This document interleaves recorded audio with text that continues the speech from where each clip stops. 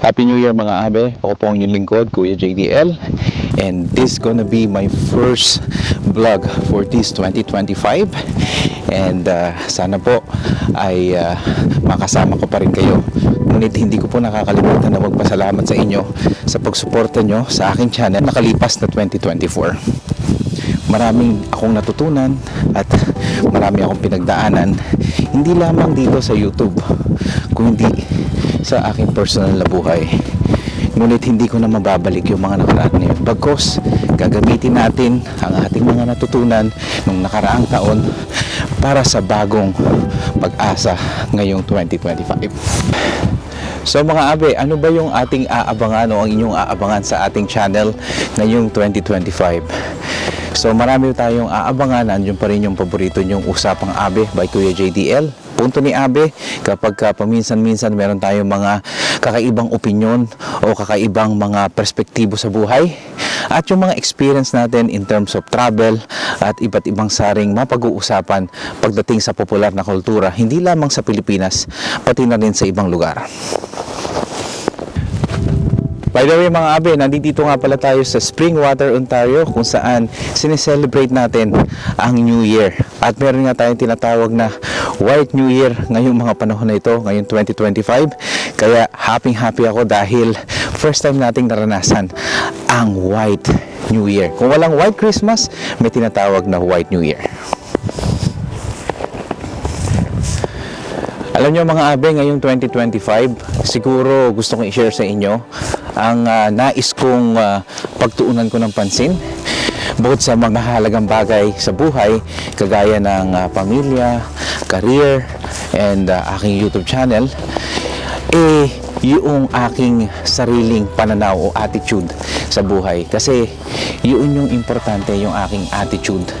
Kapag hindi maayos yung ating attitude sa ating pang-araw-araw na buhay, maaaring hindi natin matupad yung ating mga goals o yung mga gusto nating marating. Hindi naman natin kayang kunin lahat yung mga gusto natin. Sabi nga nung kaibigan ko, one step at a time. Ang attitude daw ay ang library ng ating nakalipas, speaker ng ating present, at ang ating prophet ng kinabukasan ng ating future. Kapag wala tayong right attitude, baka mahirapan lang tayo mga abe. Pagtuunan natin ang pansin yun, baka makatulong sa atin bago tayo gumawa ng mga New Year's resolution. Ilan na bang mga New Year's resolutions natin ang nabigo nating gawin? Kagaya na lamang ng pagbabawas ng timbang, pagpapakabait, at pag-iipon ng pera. Minsan nakafocus tayo dun sa gusto nating gawin, pero hindi pa natin napofocus kung papaano gawin yon at papaano natin ma-maintain na gawin yon. Nakakatulong talaga yung snow sa akin. Ganito katahimik para makapag-isip. Kaya gustong gusto ko dito nagpupunta kapag bagong taon. Nakakapag-isip ako. Nakakatulong, hindi man ako naging perpektong tao, hindi man ako naging perpektong asawa, hindi man ako maging perpektong kapatid o anak o kasama sa trabaho. Unti-unti, araw-araw, pinipilit ko na maging kapaki-pakinabang sa iba at sa aking sarili. Ano po? Pero ano yung hamon sa atin? Ano yung hadlang sa atin para magkaroon tayo ng right attitude sa ating mga New Year's resolutions na gusto nating gawin? Siguro ang nakikita ko dyan, abe, yung comfort. Alam niyo ba, ang comfort daw ay isang addictive na mga pangyayari sa buhay o isang addictive na sitwasyon sa buhay. Kapag tayo komportable sa isang sitwasyon, no? Hindi na natin pipilitin na magbago o hindi na natin pipilitin na ayusin ang ating buhay. Hindi po ba? Happy New Year! Hi! Happy New Year! Kaya, yan pagiging komportable, siguro medyo iwas-iwasan natin ng konti. Alam ko, deserve natin minsan na maging komportable yung ating buhay o yung ating sitwasyon. Pero, alam niyo ba, pagka nasanay tayo na maging komportable tayo, nasasanay tayo, no? Konting paghihirap lang, konting sakripisyo lang, or konting hirap lang, nagrereklamo na tayo. Madalis na tayong sumuko kasi komportable tayo eh. We need to go out on our comfort zone para realize pa natin yung mga capable pa natin gawin na hindi pa natin nare-realize. Hindi po ba magandang pagtuunan ng pansin yun? Okay? So, kagaya lang yan ng pagbabawas ng timbang. Bakit mahirap gawin? Kasi, komportable tayong nakaupo lang tayo sa bahay. Komportable tayong may gumagawa ng mga gawaing bahay para sa atin.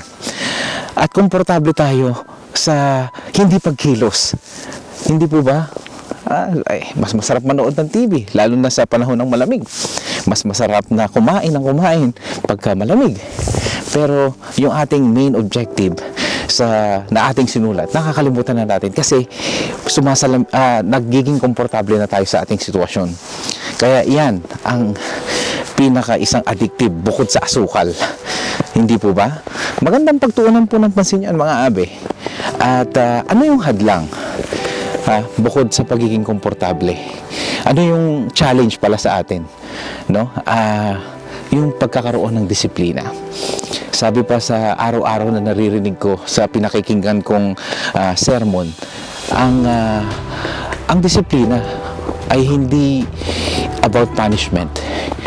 It's about doing a certain habit para pag nasanay na tayo sa certain habits na yun, gaano man ito kahirap, yun yung magbibigay sa atin ng karakter kung paano natin haharapin at ang iba't ibang klase ng pagsubok sa buhay. So, yun yung challenge ko sa sarili ko and sinishare ko sa inyo ngayong bagong taon. At sana, kung hindi man natin ito magawa in the first few weeks ng bagong taon, huwag tayo agad mapopostrate.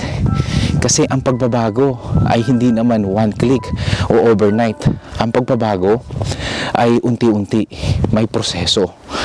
Kaya kailangan natin na maging mapanuri sa ating sarili kapag tayo ay may tinatahak o may iniisip na anumang goals sa ating buhay. Huwag natin kalimutan natin yung ginagawa ng ating kapwa pagdating, dahil may kanya-kanya tayo ng goal, may kanya-kanya tayo ng hangad sa buhay, at may kanya-kanya tayong pangangailangan sa buhay. Mag-focus tayo sa ating sarili upang mapagbago natin ang ating sarili, kung ano man yung mga dapat nating baguhin para ready tayong makisalamuha sa ating kapwa, sa ating pamilya, sa ating partner at ating mahal sa buhay. Okay mga abay, yun lang yung masasabi ko ngayong bagong taon. Sana kahit papaano nakatulong ako sa inyo para sa bagong perspektibo ngayong panahon ng 2025, no? Bagong buhay, bagong pag-asa, nakaraos tayo, panibagong taon na naman at panibagong pagsubok na naman. Ngunit huwag tayong mag-alala, dahil sa panibagong perspektibo sa buhay, alam ko kakayanin natin to lahat. Okay mga abe, yun lamang po. Happy New Year again. At maraming salamat po sa inyong pagtangkilik ng aking channel. And sana nag-enjoy kayo sa view. Okay, best regards, Kuya JDL. Bye-bye.